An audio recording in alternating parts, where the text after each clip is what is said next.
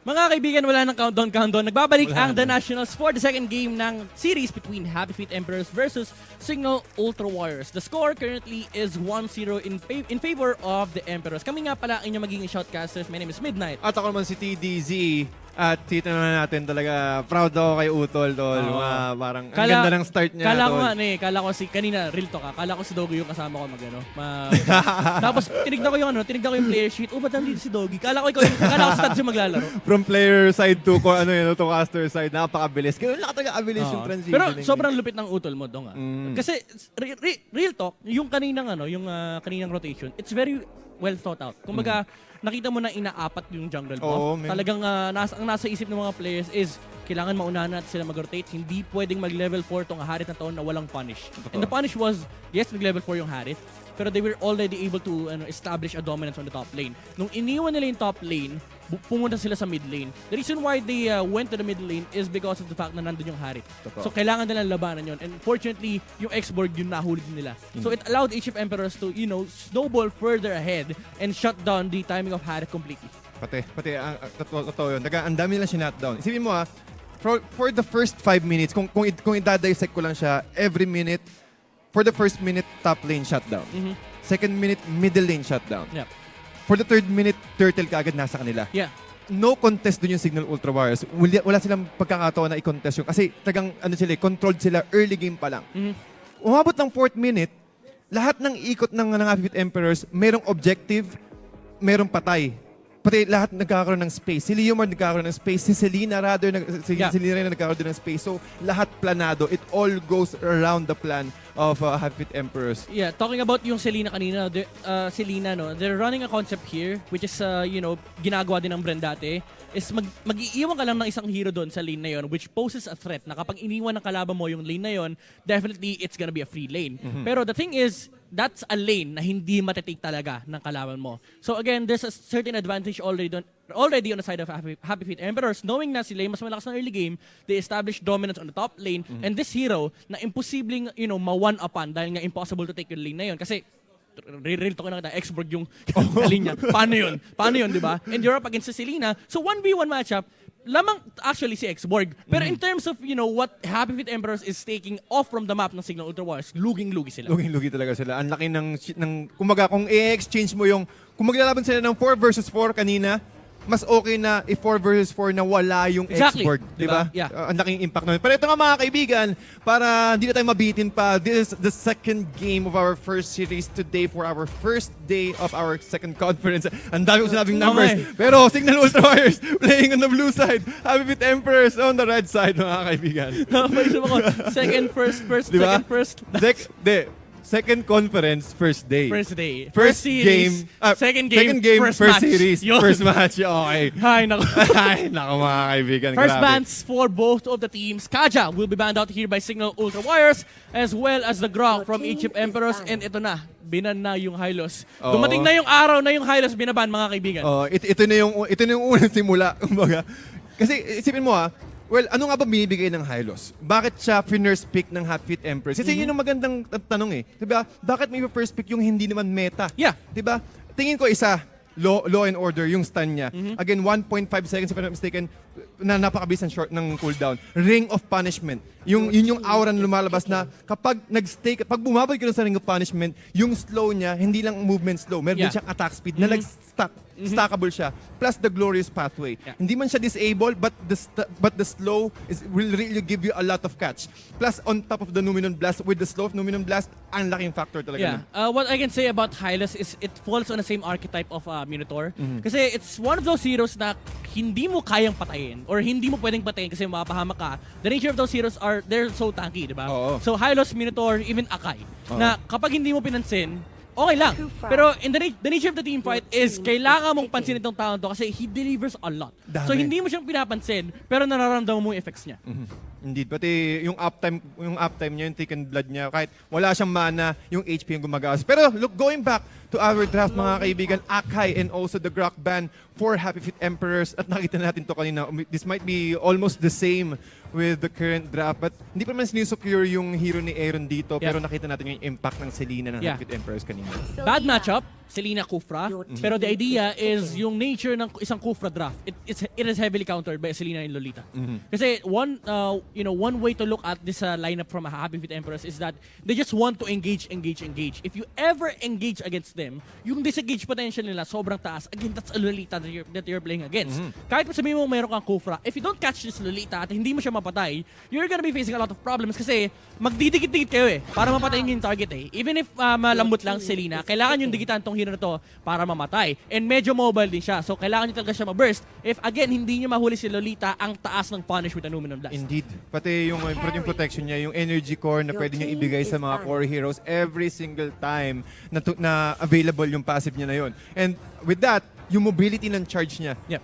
You have the jump, you have the flicker, and you also have that jump stun na pwedeng pangkabit. So, kahit yung backlines ng Signal Ultra Wars dito, for example, si Granger nga, isa yun sa mga, si Lolita sa mga hero na pwedeng gumawa ng ganun kasi sobrang kunat nga rin naman Exactly. niya. You know, I have a problem with the Tams pick talaga sa blue side kasi it's always countered by the red side. If you're looking at the red side naman, pwede mo i-pick yung Tams sa last pick kasi mababan out yung carry. Ngayon, Signal Ultra Warriors, they wanted the Tams pero in-insta-pickan sila ng carry ng HF Emperors. Yes, again, the light will mark mga kaibigan that the pure damage. Kasi kumbaga, kahit, sige, mataas yung life steal mo, mataas yung Covenant Inferno mo, pero kaya mo bang humabol sa bilis ng light will mark ko? So very very hard matchup already for the Thams. So I don't think na hindi nila in-expect yung carry. I think Signal Ultra Wars, they just wanted to play the Thams and alam nila na lalabas yung carry dito. So already setting up the answer, banning out the Teresa para walang taga-protekta dito kay carry. At the same time, prepping kung ano man yung ipipick nila dito for the last 2 picks. Pero HF Emperors, banning out the X-Borg and possibly picking up the Cho. Cho is really good. Again, nakita natin, umaga ang laking impact Happy Feet Emperors understand na, okay, meron silang Kufra, meron silang Tams. Pero ano yung main priority dito? Which is yung Granger. Yeah. Kapag laging busy yung Granger, laging yung nasa isip niya, ang daming catch ng Happy Feet Emperors dito. Minsan, naka-caught off guard siya, nami-miss position siya. Kapag ang Granger hindi nakagamit ng skills gamit ang kanyang Rhapsody or Death Sonata, well, yung normal attacks niya hindi man ganun kabilis Yun yung weakness ng Granger. That is already enough. Pero sagot naman ng Signal Ultra Wars dito, okay, sige, kung gusto nyo mabilisan, meron din kami mas mabilis, which is the Gusion. Ang tapang nito, Gusion. Pero it's a very good pick, knowing na kailangan nila ng burst damage. Again, we talk about how they need to execute their team fights against HF Emperors. They need to burst down their targets. Kaya naging problema kanina kasi walang timing yung Harit. So in this game, meron silang pang burst kay Selena, kay Kari, even the Cho. Pero the thing about this Gusion pick, kaya ako nasabing matapang, it's against the Lolita and the Cho. Oo, totoo yun. Ang dami nilang catch. Kapag nahuli ka ng isang stun, most probably, sa the way how Happy Feet Emperors use their stuns earlier, the way na pwede lang pagsunod-sunurin na stun lock is napakalaking threat nun para sa isang Gusion. So I really do understand. But Happy Feet Emperors now securing a last pick Ruby. Alam mo yung masasabi ko dito sa pick na to? Ito yung pag nahuli ka, akin ka. Oo. Literal. Wala ka ng kawala, wala ka ng escape. Si Desanya rito, pag nakita niya yung Ruby, takbo. Kasi kahit pa sabihin natin pwede niya ma-burst yung Ruby, kapag nabuhay yan, matik patay yung Gusion. Oo. Wala tagang takas. Pati more on, ito yung magiging crowd control ng Happy Feet Emperors dito. Ang dami nilang pang control They have the Numinon Blast. They have the ultimate. Yung don't run, nakalimutan run away Wolf King. Don't run away Wolf King. Ang dami niyang pwedeng control for Happy Feet Emperors. But still, the main objective is for them to take down all the core heroes of Signal Ultra Wars, which is also the same din naman sa side ng Signal Ultra Wars. But the thing is, how can you catch the carry kapag umabot na kayo ng late game? Yeah, and even though, even if sabihin natin maging equal yung game dito and nakakapag-push yung Signal Ultra Warriors, just look at the turret damage that they can dish out. It's heavily favored on the side of Happy Feet Emperors because they have the carry and they have the Ruby. Even though Ruby hindi siya nagpo-push, medyo parang lane threatening hero to More on sustaining the lane talaga. Lane kapag nasa-sustain mo kasi yung lane mo, mga kaibigan, talagang mga mahihirapan yung kalaban na i-maintain, mag-delegate ng isa, napakaganda. Oh my God, inabangan. Ito yung classic maneuver ng Franco na talaga nire-reset niya lang yung buff na tinitake ng kalaban niya. it's a Signal Ultra Special, Oo. pero inabangan kagad siya ng Happy Feet Emperors. Kitang-kita mo, kabisado ni Doggy yung mga gustong gawin ng Signal Ultra Warriors. Yun talaga yung advantage kapag naglalaro yung mismong coach. Inabangan eh! Doggy! Mahuhuli dito, Eson, kulang pa yung damage. Mananakaw ba? Hindi. Medyo masyadong maaga yung retribution ni Selena. Indeed. At si Doggy nakikita natin dito. This is a 5-man group up already, ladies and gentlemen, at the first minute. Pero ganun ka-importante, ganun pinapahalagahan ng Happy Feet Emperors ang mga blues, ang mga buffs ng Signal Ultra Wars. And they're trying to take him in. Si D, again, just using his Iron Hook to his advantage, reset everything. Kung sakaling hindi mo ma-reset, talagang at least makapag-dish out ng damage para sa mga heroes. Yep, and nakita natin kanina, sa may top lane, Happy Feet Emperors, they wanted to take more resources on the side of Signal Ultra Wars. Unfortunately, hindi tumama, hindi kumonek yung R dito kay Franco. It would have been a kill kasi tatlo yung nandun sa may top lane for HF Emperors. And this gives the farming space for Signal Ultra Wars, pero lalabo pa rin talaga yung HF Emperors dito. Nahuli nila si Pew, pero makapag-flicker siya dito. Energy delikado, pero that's Joe! That's a Joe na sobrang mobile, and si Vern pa nga yung may iwan dito. Pero ito na yung mga tropa niya, mga kaibigan. Emperors will fight back! That's Wolf Wall, mga kaibigan. Eson should follow, pero si Granger on backup view will be able to slay down the Cho, and isamo pa si Lolita. At si Lolita nga mukhang makakapatay pa siya. But again, Daniel getting that double kill. And I think he went for a bounty hunter dito. Mukhang saktong-sakto yung design niya. With sexy nice naman charge nun! para kay Aaron with the flicker and the punish. Okay, Oh gusto mo my sumalubsob God. sa loob, pagbibigyan kita. Kasi problema, hindi nila anticipate na meron nga pa naman flicker itong si Selena. Yeah. At yun yung hirap kay Selena eh. Sobrang mobile niya, plus the flicker, ang laking bagay. Naka-flicker pala siya. So kanina yung retry na nakita ko kanina. Siguro kay design niya yung kanina. Or is that tagarot? Yung ginawa niya baka, kanina. baka. Kasi tingin ko parang, malmukha siyang flicker kanina. Pero makikita natin yan mamaya mga kaibigan. And Daniel, again with the bounty hunter, that's 160 additional gold para sa kanyang bank ngayon mga kaibigan. At ang laking impact niyan. Sinasabi nga natin, kapag may carry ka, okay, early game, kailangan mo talagang magbigay ng, ng space para kay carry. Pero pag nakakuha siya ng isa o kahit dalawang core item, it's already go time. Yeah. So dito, handling the Sams this time, on the Franco, nakikita natin yung effects ng Signal Ultra Wars dito. Even though hindi si Eson yung naglalaro, the Franco is being put up to use by Signal Ultra Wars. Unfortunately, hindi lang talaga kumonek yung kill kay Selena on the top lane. They would have wanted to catch the Selena off the garot, tapos makagat ni Franco. Unfortunately, talagang na-outplay sila ni Daniel ni Aaron sa may top lane. Ang ganda ng pagkakaikot dito ng both teams natin. Medyo kakaiba. Well, it's really different from our game 1. But looking at the items here, Granger almost going for the Raptor Machete now. Again, speed boots para kay Franco. Talagang more on rotation, just providing information for the rest of his team kung ilan yung taong nandun, ano yung magiging next objective natin. But again, with a nice charge from Ben, popping up the again yung kanyang incandescence from the Grushin.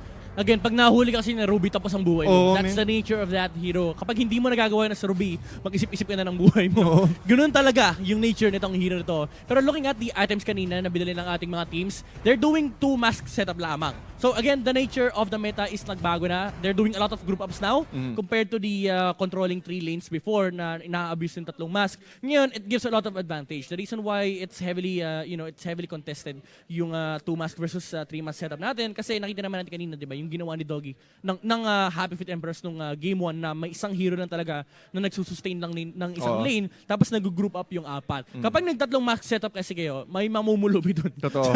sa apat na yun. Pati kung 4-man rotation talaga, mas efficient talaga kung dalawa lang eh. Kumbaga parang dalawa yung nagpa-farm, plus meron pang isa hero nagpa-farm sa bottom lane na magiging static. And one idea kasi is that one tank should get an early level 4. Kasi kapag yung dalawang tank mo, nakadalawang mask, yung mga cores mo, yes, level 5, level 6, or sabihin natin level 7, tapos yung tanks mo naman, level 3, ang hina kasi ng teamfight. Yeah. So yung isang support na hindi naman kailangan mag-level 4, siya yung bumibili ng mask. Oo.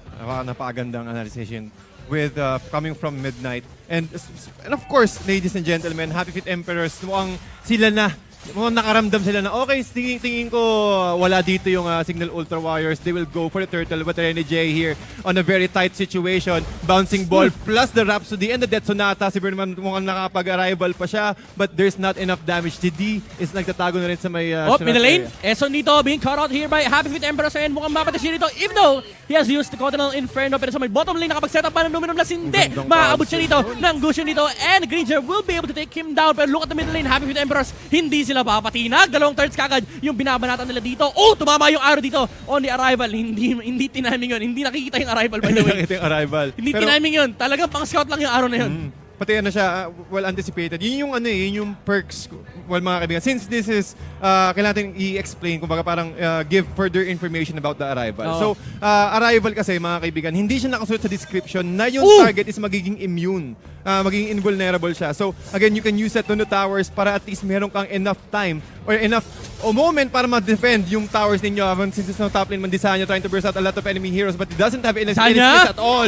Mukhang matutumba siya. Daniel getting that endless battle at mukhang magpupulasan din muna. Hindi na enough. Yep. That is already okay. 17 seconds na wala yung Gusion. Ang dami niyong pwedeng gawin yan. So yung sinasabi ni Kuya Tads kanina, kasi naramdaman ng Happy Feet Emperors na parang ang kunat ng Tore. Ang kunat ng Tore. Hindi na mabukasan Parahin ko nga, baka may hero magpakita bigla.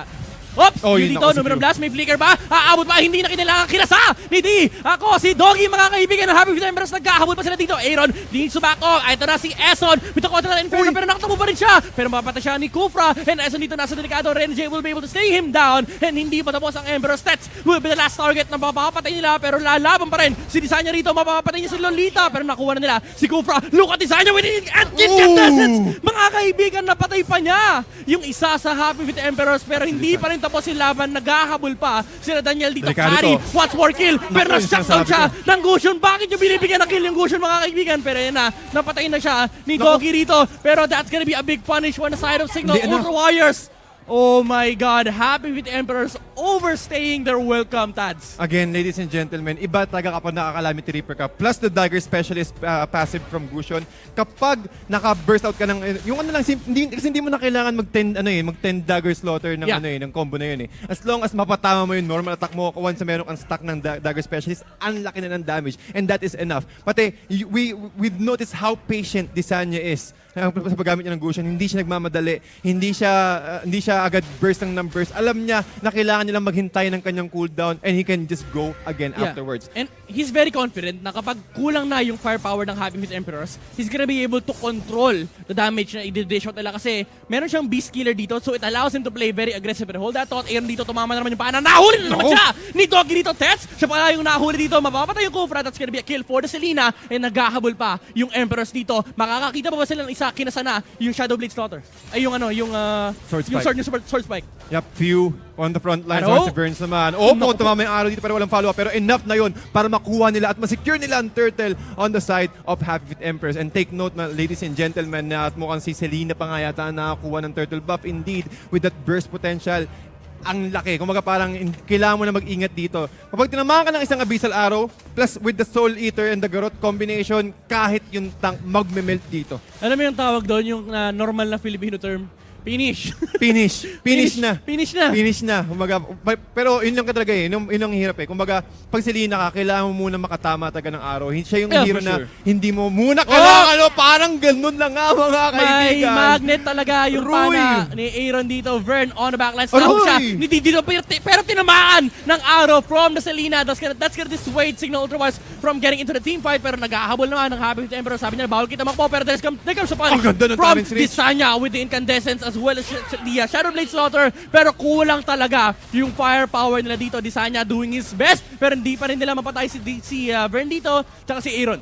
At ang ganda ng ginawa dito ni Tets. Talagang pinoprotektahan niya lang. Okay, gusto mong, another hold that thought. Sa bottom lane naman, Daniel again with this endless battle. Talagang pinupushback dito si Tams. And wala na makakapigil. We will take down another turret away from Signal Ultra Wars. And looking at our items, mga kaibigan, tingin ko, he might go for a lightning truncheon for the Gusion pagkatapos. Which is, tingin ko, ramdam mo na yung sakit ng Shadow Blade Slaughter. Kahit ano pa lang, yung Calamity Reaper plus the Beast Killer pa lang eh. Pero again, we have to go back to sa pinag-usapan natin kanina, the scaling potential of these two teams. Yes, you have a Tams, you have a Granger, and you have a Gusion. They do a lot of damage. They dish out a lot of damage. Pero for the side of Happy Feet Emperors, kahit hindi sila nakakaharap ng team fight, they are natural tower takers. Pati ang bilis nilang mag-online ko once nakuha na ng mga core heroes. Yung Ruby! Doggy! Oh my God! Nahuli niya na naman si Tets! And the Arrow, arrival! Ito na, parating na yung campaign ng Happy Feet Emperors dito. Here comes Renegade with the kick! Dito kay D! Wala na yung Franco natin Desanya doing his best, dishing out the damage, pero kulang talaga mga kaibigan ng Happy Feet Emperors. They get 3 and Signal Ultra Warriors, wala silang sagot. Nako, talagang hinihintay lang nila makakuha ng isa pa. Meron silang cannon at enough na yon para makapag-burst down sila. Ito na nga yung arrival ginamit ni Eason. Eason taking a lot of damage from those yung mga yo-yo, mga projectile dito ni Daniel. Tamang Burn. shield. Hindi ko na sila nakapunta. Hindi siya nakapunta sa kabilang idayon, men. Umampa siya sa pader. Well, gano'n naman yun, pwede naman yun eh. Kaso merong unting gap lang na naiwan, kumbaga. Sabi ni Bern, help me. Pero to, Signal Ultra Wires, medyo late sila dito sa lore, pero they're still gonna be able to find a lot of kills dito on the side of Happy Feet Emperors. Medyo low health na yung mga heroes sila dito. Aaron, is he gonna fall? Abot na abot ni Granger Selena dito, and it's gonna be a double kill for the Granger. Plus a wipeout sa side ng Signal Ultra Warriors. Solo kill, by the way. Design niya, getting the solo kill against the Cho. Nako, ito yung kailangan ingatan dito ng Happy Feet Emperors, which is also really good sa side ng Signal Ultra Warriors because again, parang okay lang kahit makuha niyo yung Lord as long as we can maintain our footing right now. Well, nakita natin na okay, lugi sila when it comes to turrets, pero lamang sila kapag sa momentum. At mukhang naiiwan na isa na naman.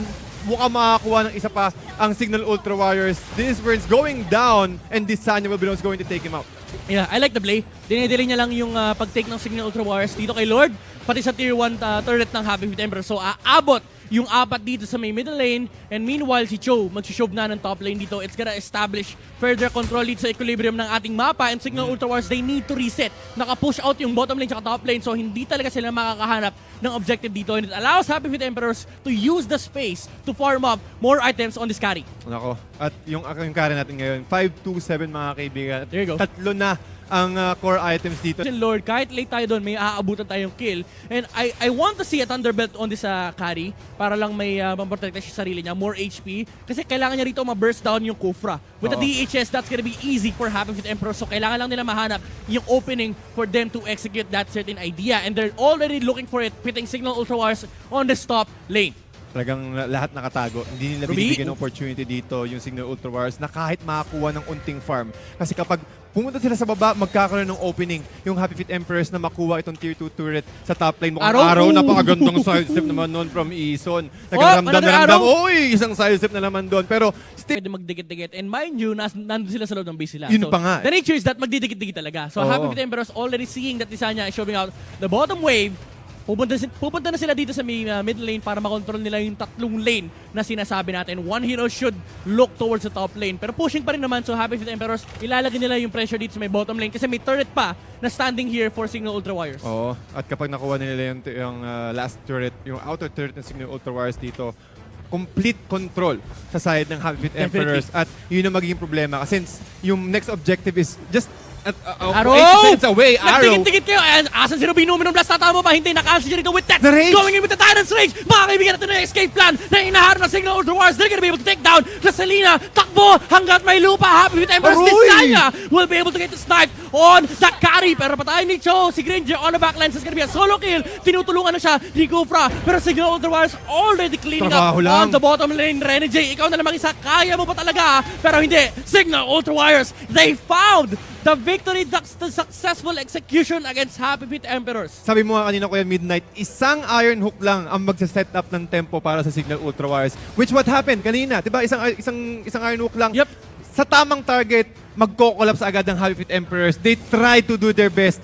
Meron silang Numinon Blast, but with the cancel again from Signal Ultra Warriors, with the Tyrant's Rage, hindi nagkaroon ng opportunity. Yun ang problema sa Happy Feet Emperors eh. Yes, you have the AoE, but you need to have a lot of cast animation time for you to pull it off. Tsaka by the way, yung mindset lang ni Tets na hindi ko kailangan i-fully charge to, basta tamaan ko yung Ruby. Okay na. Tamaan ko yung Ruby tsaka yung Lolita, okay na. Solve na kami kasi takbuhan portion na yun for HF Emperors. Kasi maging problema na dito yung frontliners ng Happy Feet Emperors eh. Once na shutdown mo yung frontliners ng Happy Feet Emperors, kung sino makakuha mo, yung carry, ang dami sa backlines, yung Selena. Pero while that is happening though, Immortality ready for round 2. For the engage shot, tama sa dalawa. And carry will be able to stay down. Di Franco, pero sa may backline, sa patayin ni Granger. Si Doggy rito, pero double kill already for the carry. Vern, nagkahawal pa. Nakita nila si Desanya rito. Incandescence, hindi nakalagpas sa may batuhan, mga kaibigan. Triple kill para kay carry, pero napatay din naman siya nung double combo ng Gushing natin. Pero 1v1 sa may bottom lane, it's the Cho versus the Tams. I think this is victorious for the show kasi nakakapag-objective yung mga kampi niya. Even though namatay siya dyan sa may bottom lane, it is the Lord. Kaso wala pala yung carry. Wala yung carry, mamen. Pero nagkaroon ng opportunity Signal Ultra Warriors to push this tier 2 turret away from Happy Feet Emperors. At napakaganda ng exchange. Ison, tagang hinihintay niya yung pagkakataon na bumaba yung HP niya before popping that Cotorant Inferno. Mali pala ako. Beneficial pala yun for Signal Ultra Warriors. Namatay nga pala yung carry. So looking at the exchange dito, it's definitely favoring Signal Ultra Warriors. Arrow will hit on the Franco once more. And Burn is threatening the, just making sure na may lulugaran dito si Selena. Pero Happy Feet Emperors already looking towards the Lord area as well as Signal Ultra Warriors. They already prepping the hook kung may nakaabang-bang hero doon on the side of Happy Feet Emperors. Ang ganda bang face check talaga dito. Ang ginagawa ng Franco, just disrupting the farm of Happy Feet Emperors and also providing information. Kumbaga kung sakali merong tao nandun, ang laking bagay agad nun. That's already, kung saan niya binato yung hook, nandun mismo sa loob. Oh, Doggy missing that ultimate though. Alam nila na wala ng ultimate dito si Doggy. 1v1 na naman sa bar, round 2. Round 2, Cho versus Tams. Pero that's a big information for Signal Ultra Warriors. Walang Cho dito sa area na to. Hook? Nako.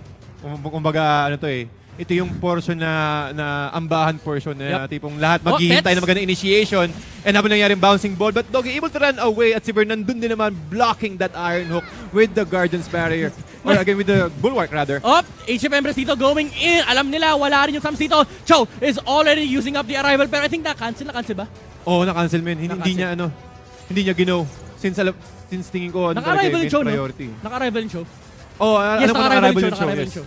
Kinancel ni ano. Nakita mo yung lakad ni Tams kanina? Nung nakita niya na pumasok si Daniel, si Kari, sa may bandang bush area, naglakad kagad pa top lane. So nandun yung presence of mind ng Signal Ultra Warriors na kapag kailangan na lumaban, they're willing to run the Tams away from that lane kasi alam nila naka-arrival yung Cho. So nonsense din, natambayan niya yung lane na yan kung alam niya na yung Cho pwedeng rumesponde rito sa area na to. Pero alam niya na ngayon na cooldown ng arrival so pwede na agad siyang mag-stay a little bit longer on the bottom lane. However, dito sa may turtle area or rather Lord area, next target Daniel trying to hit out Tets naman, meron siyang immortality pero kailangan niya pa rin mag-ingat dito. Death Sonata, mukhang tatamaan pero sobrang kulat na rin taga ng Happy Feet Emperors. Magiging priority dito si Desanya with the Shadow Blade Slaughter. Tatlon! Tinamaan ng Tyrant's Revenge mga kaibigan. Plus the bouncing ball. Tatlo rin ang Tyrant's Rage. Nung blast na cancel and Desanya going in, napatayin na niya si Kari dito and that's gonna be the double kill for the Gusion. Isa-isa na natutunaw yung targets dito na Signal Ultra Warriors. Happy Feet Emperors again, takbuhan na-cancel yung Numenum Blast kanina with the Tyrant's Rage.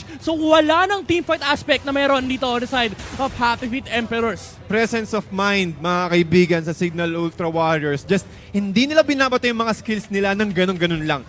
Mag-react lang sila kapag may nakita silang threat just like si so. Desanya goes in! Kills the Selena and Happy Feet Emperors can no longer defend against Signal Ultra Warriors. Burn is gonna be the next target for Signal Ultra Warriors dito and double kill will be taken by the Gusion and sa loob na ng base magse-celebrate ang Warriors as they are gonna be able to force out the third game of our series. Desanya, mamen. Mainit si Desanya. Kumbaga, nakita niya kanina, okay, nag-emote kayo kanina ng early game, mag-emotes din kami ng late game. Pero again, we're talking about the comeback kings. Wag niyong kakalimutan. Sila ang comeback kings. Alam nila kung anong priority. Sanay sila sa mga ganitong late game potential na laro. Tingin ko yun din ang naging challenge sa Signal Ultra Warriors kanina ng first game. Kasi sobrang bilis ng ikot ng Happy Feet Emperors, hindi nila na-anticipate. Pero ngayon, meron silang idea, na-download na nila kung paano maglaro ng Happy Feet Emperors. Nanood ng replay kanina. Diba? Yung replay kanina, alam nila kung paano gumalaw, alam nila kung paano laruin yung Happy Feet Emperors ngayon. So now that they have the advantage. And I have to commend si Tats dito. Every single time na nakikita niya yung Numenum Blast, hindi nga umaabot ng 1 segundo yung charge. Talagang alam niya na kapag kaya niyang talunan ng Tyrant's Rage yung Lolita, kasi yun yung re-engage mo. So for Happy Feet Emperors, ang mindset nila, hindi pwedeng mahuli yung Lolita. Pero every single team fight na pinapanalo ng Signal Ultra Warriors, tinatamaan ng Tyrant's Rage si Burn. So kahit ikas niya yung Numenum Blast, kaya kasi siyang patayin doon sa duration na naka-lockdown siya. Kasi again, Signal Ultra Warriors, they've drafted around burst damages, especially on the Gusion dito kay Desanya. So hindi malaking problema kapag natalunan nila si Burn, that's a team fight that they are willing to take 100%. Oo. Pati tingin ko ang ganda ng pagkaka-third pick dito or rather fourth pick Gusion dito. 13-4-7 mga kaibigan ang KDA dito ng Desanya and we've seen how strong this Gusion is. Early game pa lang, ang item niya palang Beast Killer tapos meron agad siyang Calamity Reaper. Calamity Enough Reaper, na yun. yeah. Responde ka agad siya. Alam niya, tiwala siya sa teammates niya na okay, si D nandyan palagi para gamitin yung bloody hunt niya kung sakaling ma-out of position si Desanya. Hindi rin siya nagsisecond thought na okay, ihipunin ko tong, hindi ko isisave ko tong incandescence ko for you to engage. He can also use it to disengage. Yeah, and by the way, kaya hindi nalaro ng Happy Feet Emperors yung carry game. The reason why talagang kulang sa damage is laging patay yung carry. Oo. And that is on the hands of Desanya. Lagi niya nahanap yung incandescence combo kay Oo, Daniel. Hindi ko nakita na nabuhay si carry sa isang combo ni Gusion. Oo, kahit yung frontliners talaga. Isipin mo, bukod sa naka-cancel ni Tets, yung Numinon Blast ni Lolita, Yeah. lahat nasasalo niya. Lahat nakukuha niya sa loob ng Tyrant's Rage. Early game siguro medyo hirap, pero yung 3-man revenge, pati 3-man rage, yung Tyrant Rage ni Kufra kanina, ni Tess kanina, yun yung nagpanalo sa Yun yung turning point Ultra sa may Warriors. bottom lane, di ba? Nung tinamaan nila ng Rage, si Oo. Lolita, and that secured the second game for Signal Ultra Warriors dito. Mainit ang ating laban, mga kaibigan. We are gonna be witnessing Game 3 between Signal Ultra Warriors and HF Emperors. That will be after a short break. Magbabalik ang The Nationals.